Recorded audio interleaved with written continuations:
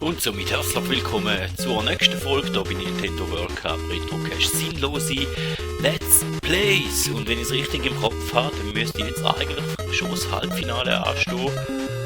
Ja, ich weiss, das Spiel ist plus minus immer mehr oder weniger das gleiche. Es ist halt irgendwie auch langweilig zum Zuschauen. Geht mir auch nicht viel anders. Wir sind mit Argentinien dran und wirklich Semifinal gegen Italien. Also heisst das, ist das vorletzte Match, vorletzte Spiel, vorletzte Folge. Dann tun wir einfach mal anfangen.